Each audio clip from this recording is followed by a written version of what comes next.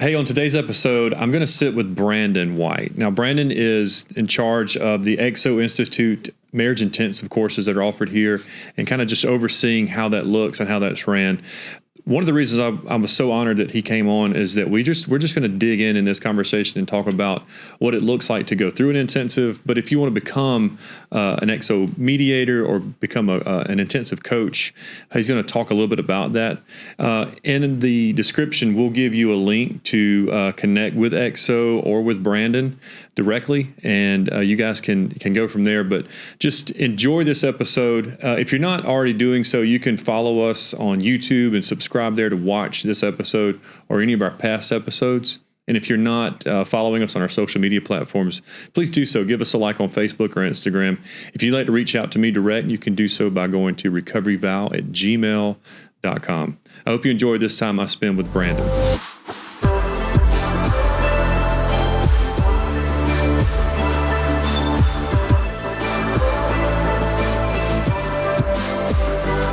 All right, before we get started with my guest today, Brandon, who is here at EXO Institute, and he handles and oversees the marriage intensives that happen here. I wanted to pick something from Marriage After Addiction that I wrote here with the team at EXO.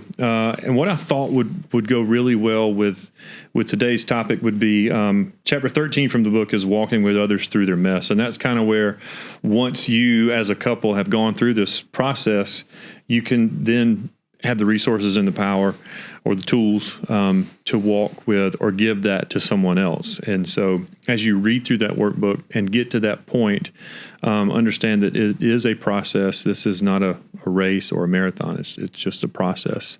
But it kind of leads into the reason that XOI has these marriage intensives. And I want to talk to Brandon about that. And so we'll open up into what that looks like here and maybe how an intensive is structured. And if you need to contact EXO and walk through a marriage intensive mediation with any of the team here, we'll give you some information in the description on how to do that. But let's go right into it. Brandon, thanks for coming on the podcast, walking downstairs and being here with us. That's right. It was hard. It was a long journey. But in all honesty, I've gotten to know you over the past few years from just kind of networking and coming alongside of what you guys are doing. I went through the training with my wife 2 years ago. And I think it's great. And I know that you're kind of structuring it. But, you know, for the viewers that are tuning in, I just want to just jump right into it. If I was a couple that's needing marriage intensive, what does that look like? Yeah, no, and that's a great question. Our focus is more teaching and training couples how to do marriage God's way because their way is not working. And so really the intensive format, which I've done for 14 years, is this process of discovery, which means we're understanding really where are we out of alignment relationally, and then how to get back into alignment, which really starts with transformation in the sense of renewing the way that we're seeing and engaging in those issues. Okay. Because the way we're thinking about it and then the consequence that follows, it's not working. So you're an LPC, right? No, I have my master's, but I'm not licensed. So explain the difference, why this is not counseling. Yeah. So counseling focuses more on treatment or therapy. Maybe if you're dealing with an addiction, or, you know, there's a current affair or abuse going on in the relationship, that really means more individual help is needed, maybe for both, depending on what's going on. And so that is really the difference. Or if there's maybe a deep trauma or wound that's happened that, man, we're just so stuck in, and maybe it's even manifesting itself in some sort of disorder or something of that nature. So we are aware of that, but that's not something we engage in because it just tends to hinder the process of the intensive. One of the questions I had whenever we went through the training was, you just mentioned the 3 A's, the addiction, the abuse, or the adultery. Before a couple is ready to get to that point of coming to you guys, is there a certain amount of time that you would like to see go by before you try to fill the gap of those 3 A's? So should I be in sobriety for at least 3 weeks, 3 months, a year? You know, No, and that's great to understand. I think it's different. I think part of it is the motivation of the person to want to change and sustaining change. Really, you want to see it managed. Okay. Which means, let's say if someone has an addiction and they go into recovery, if it's an intensive recovery, even out of that, you want to see some evidence that it's sustaining in the change that happened in that recovery. I would say for an affair, that can be a little bit more flex. I mean, we won't meet with a couple where there's an ongoing affair, but let's say, a month ago or 6 weeks ago, they decided to stop that. They're committed to wanting to see the marriage work. Mm-hmm. We'll engage them in that. Sometimes, again, we, with any couple, will assess where they're at before we decide together if that's a journey they need to take as the intensive. So we do sort of some pre-work to understand, because we want that to be a successful journey for the couple to engage in the intensive. Sure. So, what does an assessment look like whenever someone makes that first contact with you? Yeah. So typically what we do is once someone expresses interest, we will schedule an initial session. And so that is just time for each spouse to understand, for us to understand, like, how are these issues affecting both of you? Because we don't want one spouse to speak for the other. Because obviously the way something is impacting us, it looks different for each person. Right. And so then from there, we'll discern and say, yeah, I think the next step, if you want to take that step, is the intensive. Here's some specifics about the intensive and what will that look like and how do you prepare for the time. That's just something that we want to do to make sure that couple can experience the best that they can and be prepared and ready for that. Obviously, each spouse comes in with different ideas of what's going on, and one's very motivated to want to change, and the other one is straddling the fence. Yeah, getting drug along almost. Well, or I've often come across couples or one of the spouses that says, I'm not interested in the marriage, doing married life if it's going to continue to look this way. But I'm very motivated to work on the marriage if it can look different. Yeah. So would you say that more women reach out to you guys direct or more men? I would say typically women tend to reach out. I think just by the nature of more, maybe the wiring of women, that they have more of that relational pulse. Mm-hmm. on that, and they want to see, I think, reconnectedness and unity in some of these challenges. So they tend to initiate most often the process of getting help.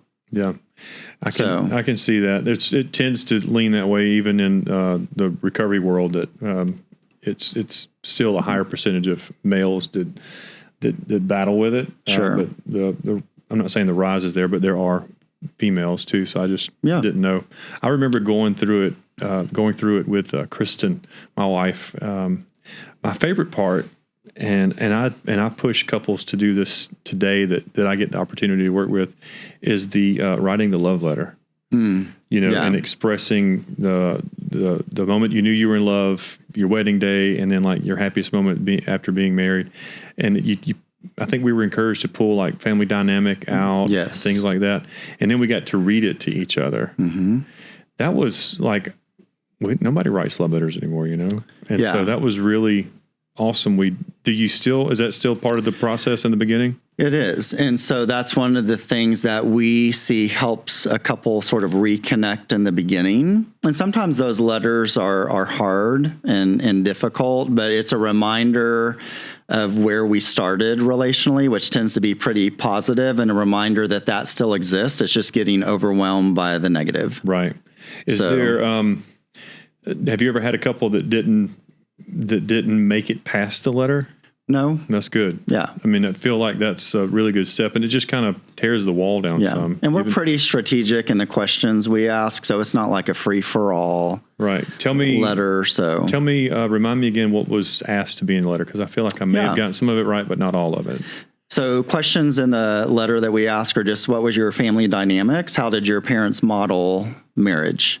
Okay. And so whether we realize it or not, the most powerful indicator of how you're going to enter into adulthood relationally is the family system you grew up in, for good or bad. generational. Because we just instinctively absorb that about how to engage in conflict. Even the words we associate with our parents' marriage, whether there was divorce or single parent or whatever that looked like, marriage is stable, marriage is unstable, marriage is chaos. All of that is being assigned. A lot of times it's in the subconscious.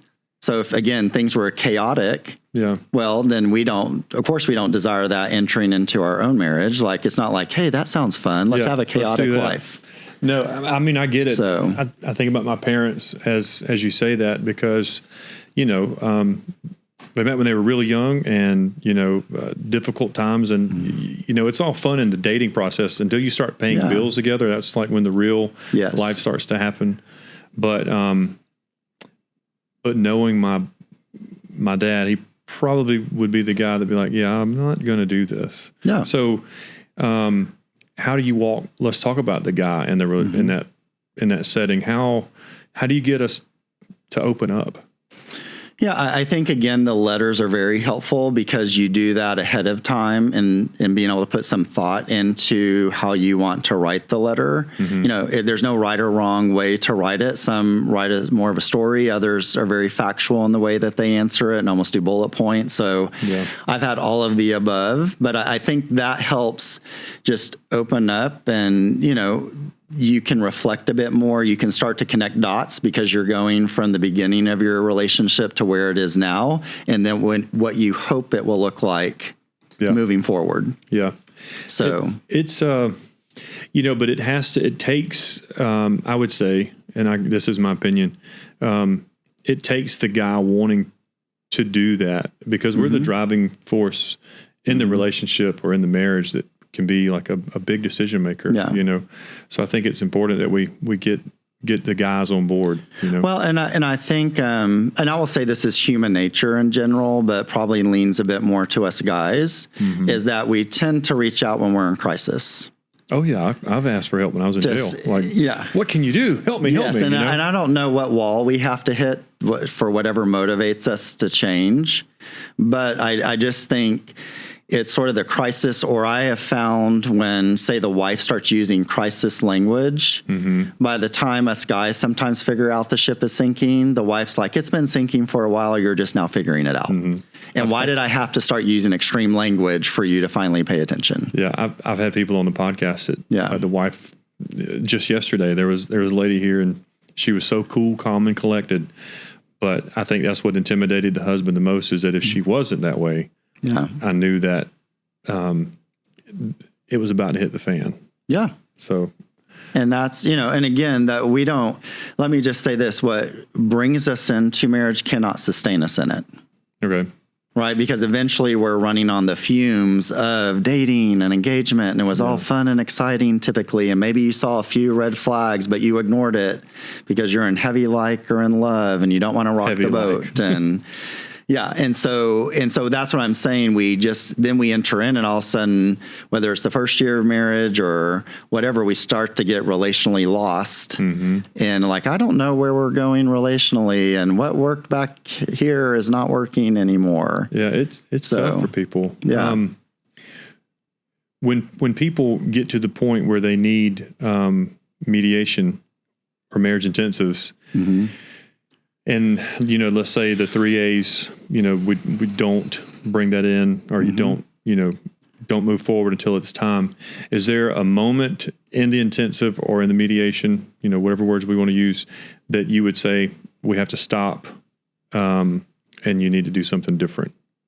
Does that make sense? Like stop the mediation or intensive and say, you know what, we can't move forward because this is just going to be too much to not to get them to separate or divorce, but to say you need a counselor, or you need more on the next level. Yeah, and I mean, it's very rare.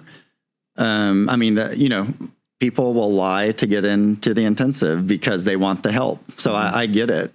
And then sometimes things come out that they didn't share in the assessment time. And so if we do have to deal with that, or we recognize like, okay, this is going to dominate too much, or, one of our marriage coaches and mediators, they were doing an intensive, and, she had to confront one of the spouses because there was evidence of like a meth addiction.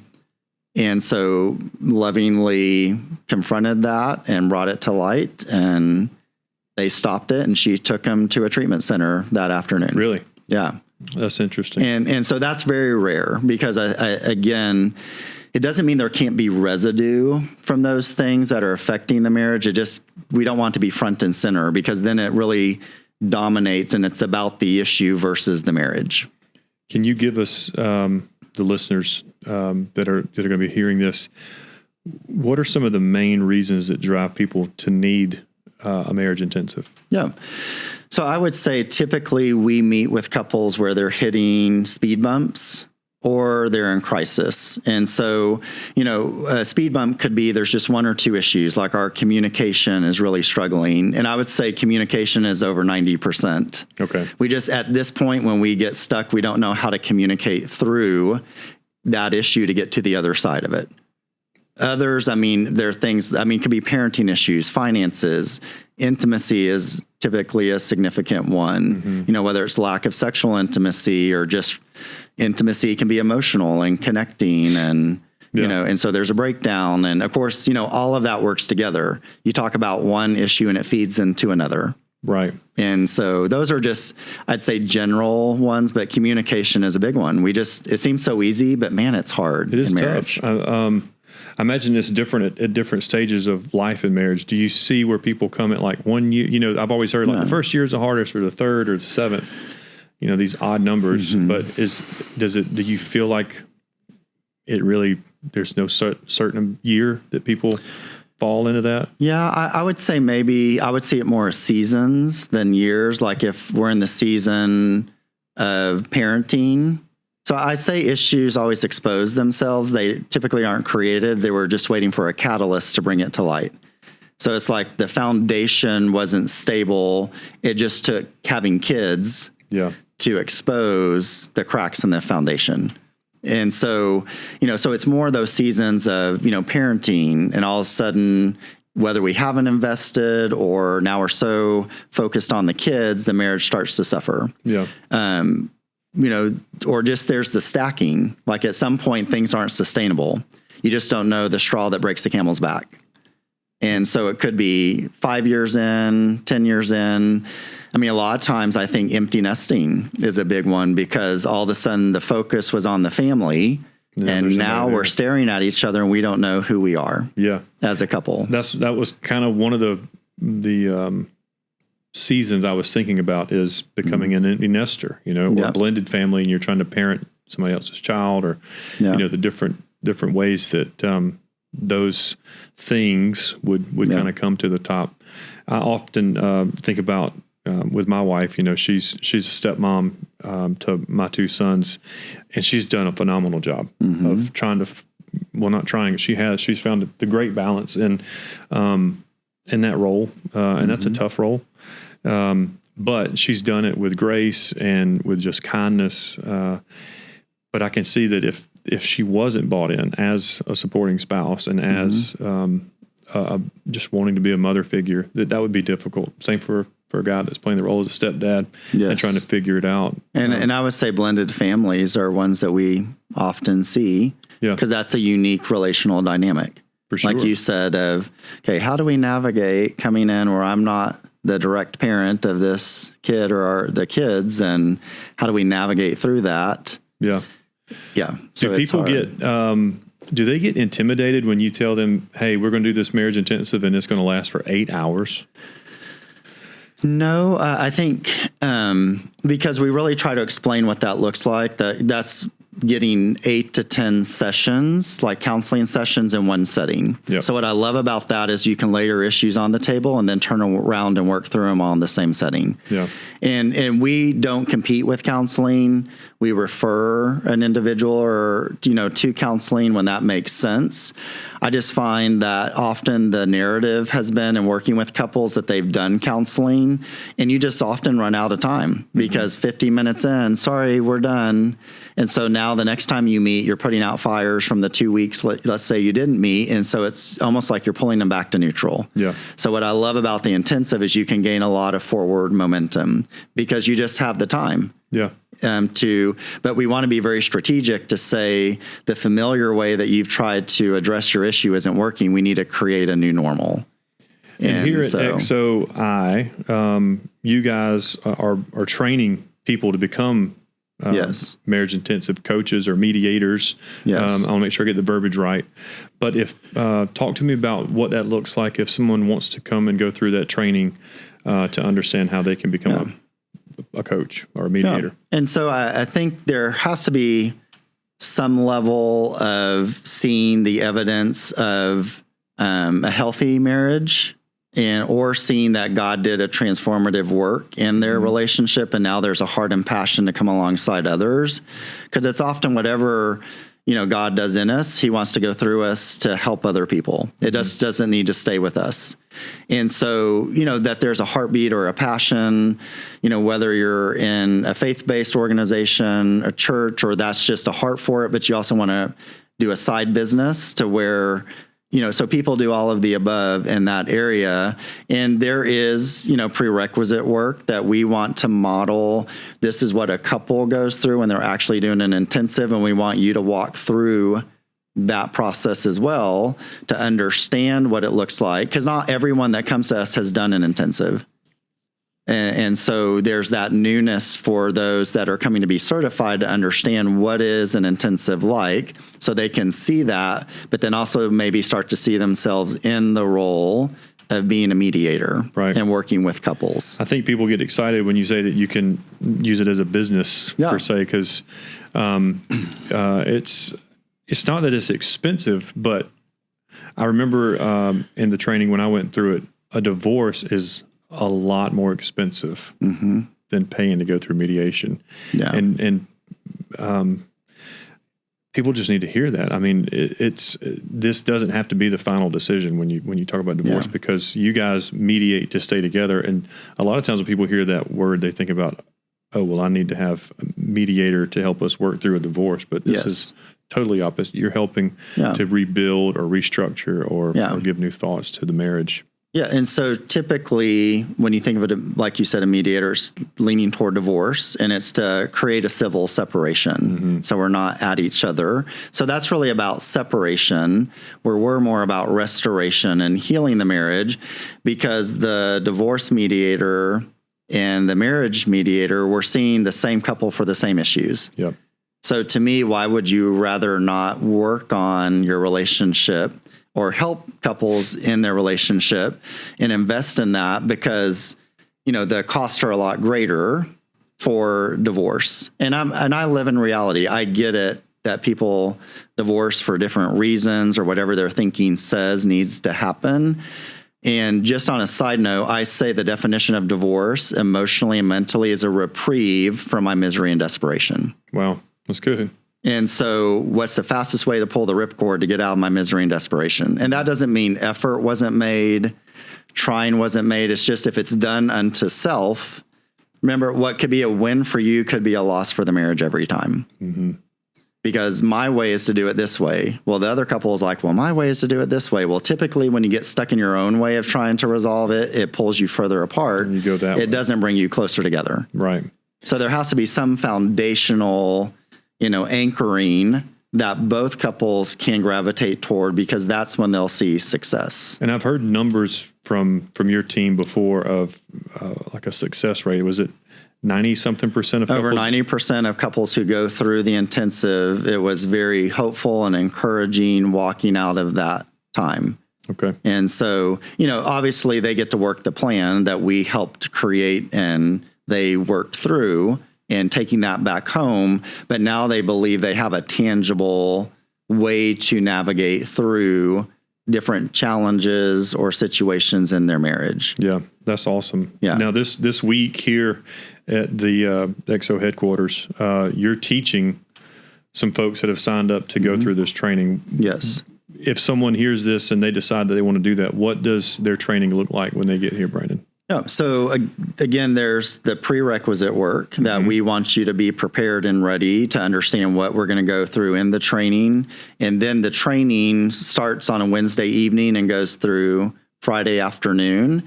And really we're equipping you and to become certified at the end of the training to say you can now move forward with this in helping other couples. And so we're really just walking them through understanding what the training is about. And then this is how you would teach and train a couple as a marriage mediator. What about that prerequisite timeline? Is that like a 3 weeks? 3 weeks. Because again, we would like maybe more of a couple of months, because we want to make sure you immerse yourself in it as much as possible. And it can be a couple or it can be an individual that goes through. We've even had licensed therapists who they just want an additional tool in their tool belt that have come through our certification and training. And then after you get this training, you're added to like an email list for ongoing coaching. Is there a need to do like a recertification, not like a CEU, but kind of like a just making sure you're up to date with new information that you guys may add to the content? So this is a newer profession, for lack of a better word. And so we want to help continue to equip people, because some people can catch on super quick. It makes sense. Others, their journey could be, by the time they're ready to do this, it's 6 months later or a year later, just because they need to build the confidence of working with couples, do some trials with, that in a good way, like, hey, so-and-so, you have a pretty decent marriage, but can I take you through a 1-day intensive, because I need to practice. It'll benefit you as well. I remember being so nervous doing that. I was like, I can't do this. But we have a training manual and a workbook that you can use as your guide. Yeah. So it's not like we just throw you out there and say, I hope you remember all of this and good luck. And no, I didn't feel that way. I felt very well equipped, but I did feel... It can be intimidating. It's intimidating, especially when I was like, hey, friends, man and wife, come tell me your issue. Yes.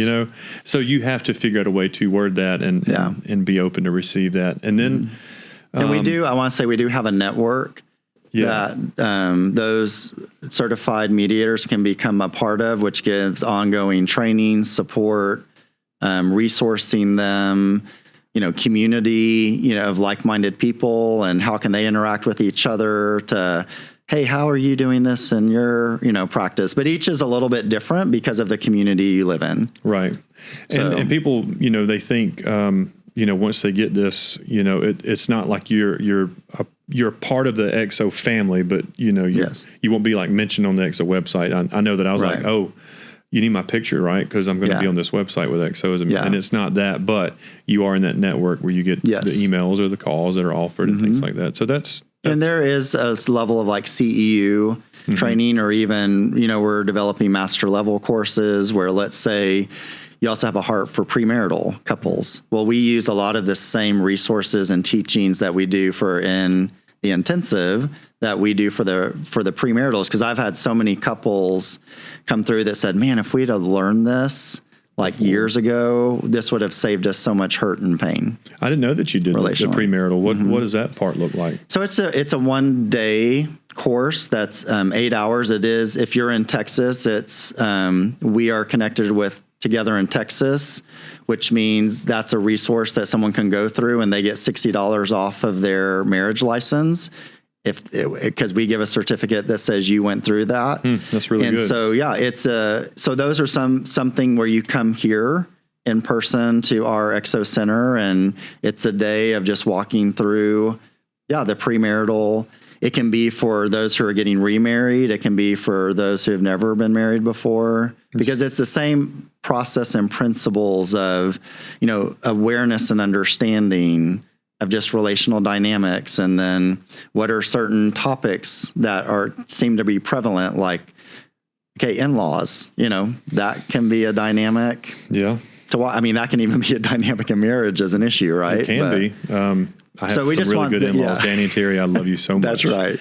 I have some really good in-laws, but I know folks that, I've heard, it's colder than a mother-in-law's love outside. And I'm like, why do you say that? But that's because they don't have that great of a relationship. Yeah. One thing you touched on is that when people want to go through the training, they need to come here and be in the building. This isn't offered as a streaming. Yeah, at this point, it's not virtual or streaming. It's a in-person. There's just too many dynamics of what we walk through, that it just works best in person. And you just need to see Yeah. them be present, not just checking a box and Yes. kind of being in the house. Yeah. Now, Brandon, you've been married for how long? Tell me a little bit about your marriage and your family. So I have an amazing wife, Amy. She's the more mature one in our relationship, if I'm really honest. So we've been married 17 years. We got married later in life, had never been married.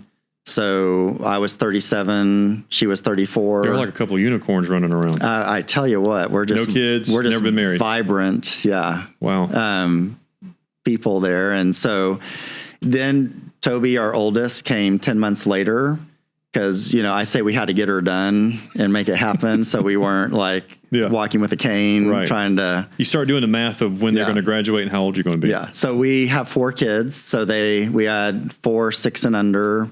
And so life is full. Sometimes I'm a grumpy parent just by the age. They're being normal 13-year-old. And so it's a lot of fun. And Amy, we use the tools. That's what I was getting to. How do you imply or use that at home? Yeah, sometimes I get mad at myself because I'm like, Brandon, you teach this all the time and you're not doing what you teach sometimes. So I even have to remember, because you can just take for granted, just the relationship. But we try to, navigate through things like, okay, slow ourselves down and let's actually think about this and not just react through this issue. Mm-hmm. And so those are things that, we've been through harder seasons and it's been hard. And it's not because we're ill-willed and we're over there thinking, how can we make each other miserable right now? That's not our heart.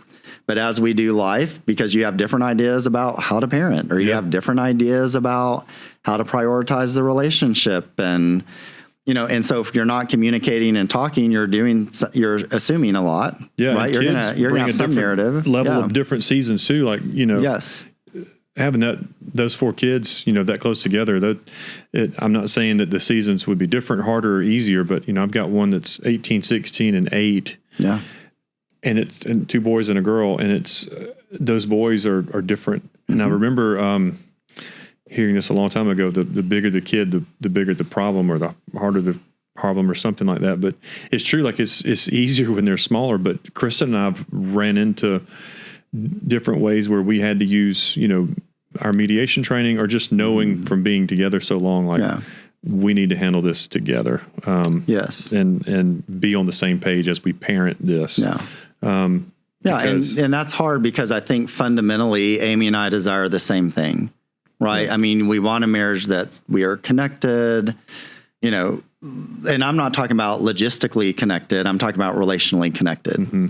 Right. And so, I mean, that's all our heart's desires. We want kids that grow up to, impact their community and be smart and wise. But then how we get there is where we start to diverge. Yep. So fundamentally, we desire the same thing. But then she's over there thinking, let's go this way to make that happen. And I'm over here like, well, we need to go this way. Yeah. And I tend to be more in the moment. Like, we'll address it when we need to address it, where Amy is more intentional to think through things. I'm the same way. Yeah. Like, Chris, sometimes you'll want to talk about it. It's like 11 o'clock at night, babe. Let's unplug. Well, just on a side note, I say no good conversation happens after 10 o'clock at night. I'm going to write that down and use it. That's my new, because it's my new out. Yeah. I don't care if you're a night owl, just trying to work through relational things. It's just harder later at night. My brain isn't going to work that time either. Yeah. Well, I tell Amy, I'm like, if you want the best of me, we need to do it before 10 o'clock. Because once we hit 10 o'clock or later, I start to short circuit. Yeah, I get it. Mentally. Totally get it.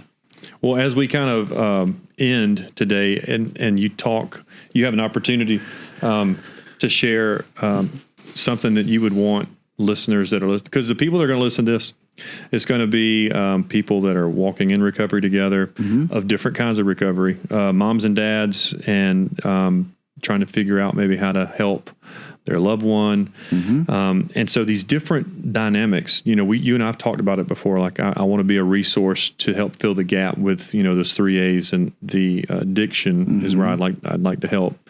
I don't have an experience with adultery or abuse, but I do with the addiction. Yeah. But if you were speaking to a group of listeners and you wanted them to know the importance of why they should consider mediation, or just a word of encouragement, what would that be from from your space or your area? Yeah, I want to normalize things that all of us are trying to figure out how to do married life well. No one is immune to, I don't care what your background is, if you're a counselor or what I do. It's just the reality that we have ebbs and flows in our relationships. Some create significant breakdown, and others, we can navigate through their minor issues, but man, it's been the slow slide of not being resolved, and eventually 20 years later, it's now a big deal. Yeah. And so whatever season you're in, that's okay. Because in that journey, I just think it's important to recognize I can't figure this out on my own, or we can't figure this out on our own. Because if we could, we wouldn't be where we're at. Yeah. And so it's just, I think it all starts with some level of humility and surrender to say, I can't do this. And it's almost like step one in a 12-step program. It can be. Yeah. It's just that idea of like someone neutral, because when we're in an issue, it can become so personal, we can't see it objectively anymore. Like the hand's so close in front of our face, I can't see anything but my hand. So you bring just practicality and simplicity back to it. And so how do we just sit there and say, you're okay? I want to normalize this. And I'm not saying normal is healthy. It's just you're normal. You're normal. So whether if that's addiction, or let's say, parents, how are we unified and working with this loved one so that we don't unintentionally create more chaos? Yeah. Because now we're fighting each other based upon what we think needs to happen. And that's not helping anything. Yeah. And so I would just say, what does it look like to be unified and together? And really, I'm more about looking through the front windshield, not the rear view mirror of what should have happened. Yeah. I love that. So we can't do it different, but we can't change the past, but we can do it different moving forward. Yeah. That's good the way if you we said choose that. to. You got to look through the windshield, not the rearview mirror. Yeah. And so that's where we tend to get stuck, right? In all our shoulda, woulda, couldas, whether we're beating ourselves up or we're beating each other up. Yeah. And so that's just, I think, the importance of just recognize that all of us need that help. And it's just, that could be a mentor couple, that could be intensive, walking through and someone to guide you, because there's a difference between talking about your issue and working through it. And a lot of times we're talking about it, but we're not working through it.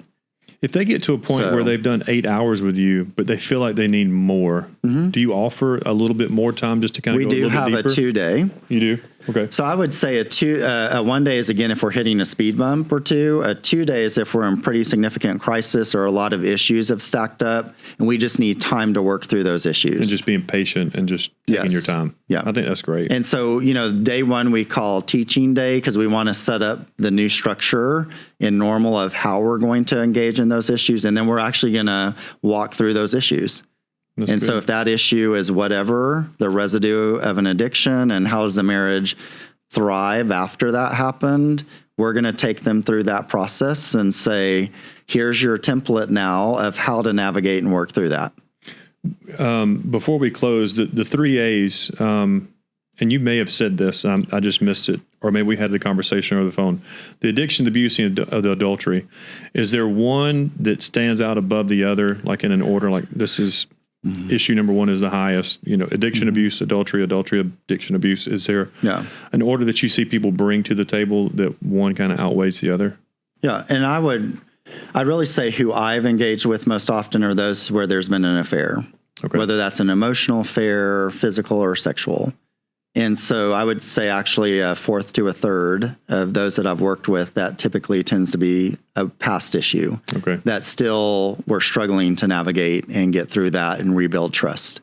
I'd say after that, it's different. I don't really, I'm not thinking like abuse elevates itself over addiction. Abuse, we're really talking about physical abuse, like that's, because emotional, mental abuse, like that can be very sometimes nuanced, about how to engage in that and not to diminish how it's impacting anyone. But really where we say we can't work with you is if there's been physical or more sexual abuse or something of that nature. So. Well, man, I can't thank you enough just for taking time. I made a joke about coming downstairs, but I know you're a very busy guy with everything you're doing. I'm looking forward to being here and seeing some of the faces that come through the doors this week. And and going through the training. But if I can ever serve you with my network or with what I'm doing with Recovery Vow, I'd be honored to.